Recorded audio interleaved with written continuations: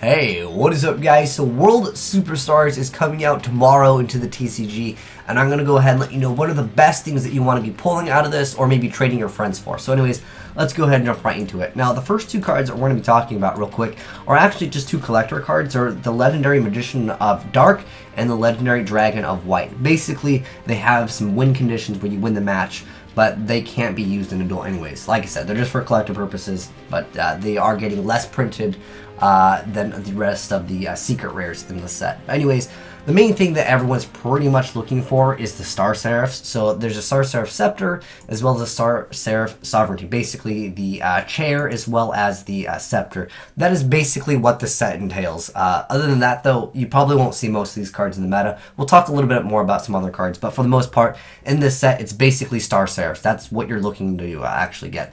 There's also a few other cards I wanted to mention. Number 86, the Heroic Champion, he's pretty good. It all really comes down to him being super abusable in Igknights, which is a new archetype coming out into the game. It doesn't come out until Clash of Rebellions, but it's still good just to maybe have one of these on the side. It's not going to probably be an expensive card. Next up there is Nebradisk. I think Chronomalies as well as the Gagagas, they can be kind of a little bit of a budget-friendly deck. And they're okay decks. They can definitely OTK. They definitely pull off, like, you know, crazy combos. There's a lot of different XYZs that you normally wouldn't be able to make, and you're going to be able to make them with this. So that's kind of cool. There's just nice cards. Like I said, it's pretty much just these two cards. There's also Elemental Hero Blazeman. So he's a pretty good card. He is technically used in the Blaze Phoenix OTK. You could even FTK in different versions if you like run chain material. And maybe if you play Temple of the Kings, you can use it from your hand, turn it on. But for the most part, this card, it's just a decent card, and it's also getting, I guess, technically short print. It's actually, this is one of those sets where everything is foil, but then you get like one secret rare per pack, I believe. I'm going to be opening up a box of it myself. I just like him. He's a pretty cool card. Then there's Heroic Challenger, 1000 Blades. This card is super annoying to deal with. If anyone has played against some people that just run this card, you can run this in basically anything. It's just a level 4 monster that can be special summoned once per turn when you actually take damage. And I do believe it has to be during your opponent's turn. It's just when you take damage while this card is in your graveyard. Never mind, it can be your turn, your opponent's turn, it doesn't matter. It's a pretty good card. It just has that recurring ability to summon itself, and it's got decent attack, and it's really OP in the sense where you can discard one heroic card, and then you can't special summon monsters for the rest of the turn except for heroic monsters. And then you can special summon a heroic monster from your deck, and you can keep on doing it over and over with the same, like, you can challenger into challenger into challenger. Like, it's absolutely ridiculous. You'll have to be playing heroics, just as a heads up, but if you can make number 86 early on in the game, yeah, you basically usually win those duels anyways. There's also Heroic Challenger Assault Halberd. He's also technically used in the Heroic Challenger deck. Again, this is all just kind of like a budget-friendly, just random other decks that you can play. Like I said, it's basically Star Seraphs in this set. Basically, you get to special summon it from your hand if you your opponent has a monster, you don't have anything.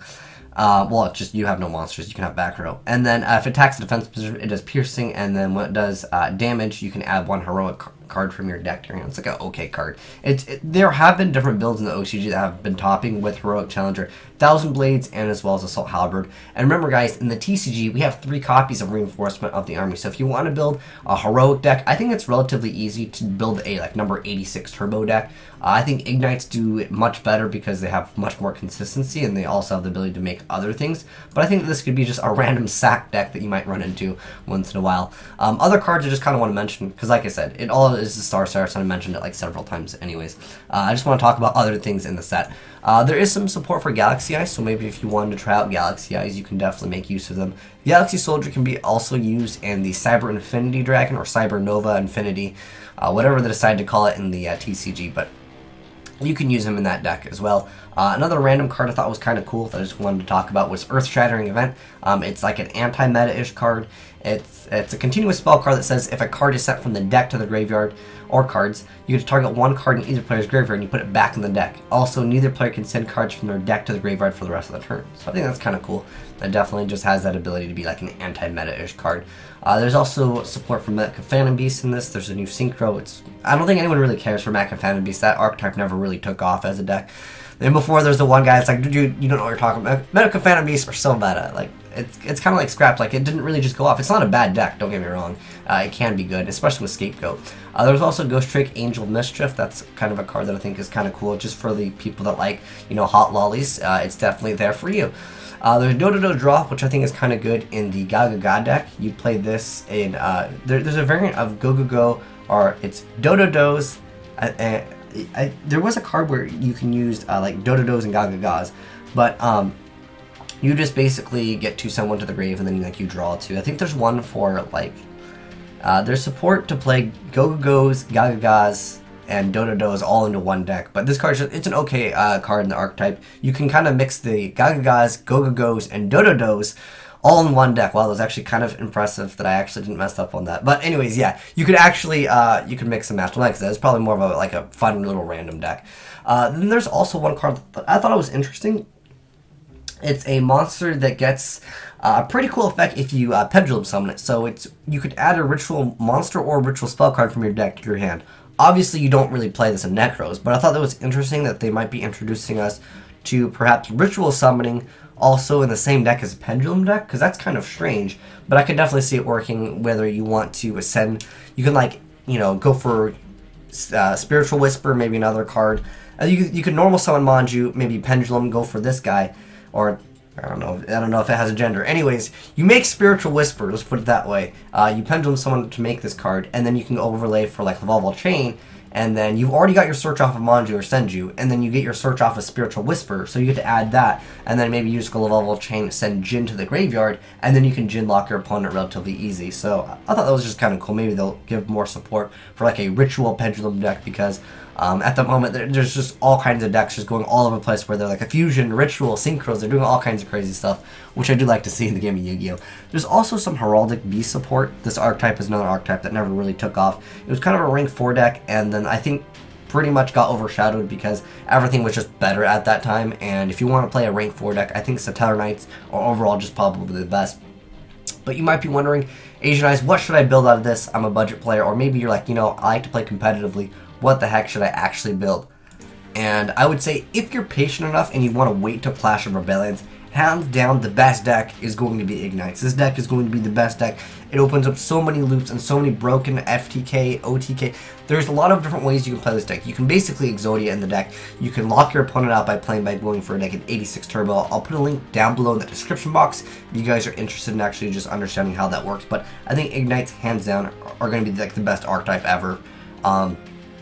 If you're patient enough. If you really want to make something now, I think the best thing out of is going to be the Star Seraphs. Like, I've already mentioned it several times, but I'm embedding it into your mind. I'm brainwashing you guys. Yeah, Star Seraphs are basically the only thing I think that's going to be, like, meta. Obviously, like I mentioned before, there's a lot of, like, budget-friendly, like, fun decks that you can make, whether you want to play Gagas or the Chronomalies, but there's not a specific card in this set that I find that every deck is just going to go ahead and play multiple copies of. There's no Effect Veiler or, well, I mean, there's no card that every deck can just kind of run. I mean, a lot of decks can technically run the Star Seraphs because it is like a super free advantage deck, and that's essentially what got Construct banned in the OCG. But I still think that there's a few okay cards. It's kind of good for collectors, and it's awesome that we're getting some of the cards that we haven't gotten in that came out into the OCG in a long time, or a long time ago, and we just never got them, like Gaga's Sister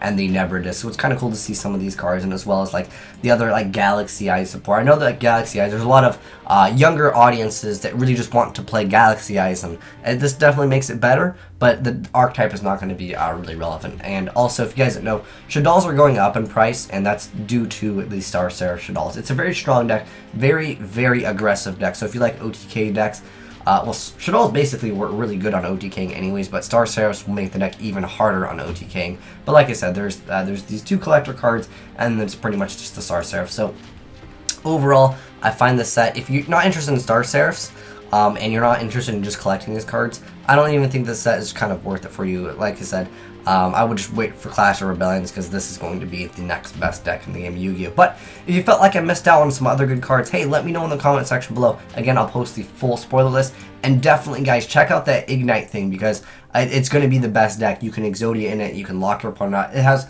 It opens up so many broken combos that we probably haven't even figured out yet, because the inherent design of this archetype is really poorly designed, where you can literally just search out your entire deck over and over and over and over. It's absolutely crazy. But we still have Armageddon Knight at 3 in the TCGs, and we have 3 Rotos, so the deck is going to have insane consistency, where in the OTG they have had things hit, but this is going to be the next best deck, guys. Anyways, thanks for watching, guys. Let me know what your favorite card out of the set is. Personally, for me, I actually am most excited probably about the Ghost Trick Angel Mischief, just because I like them lollies, and I just kind of want to add it to my collection of lollies. But anyways, totally not the Ice King, but thanks for watching, guys. Asian Eyes signing out.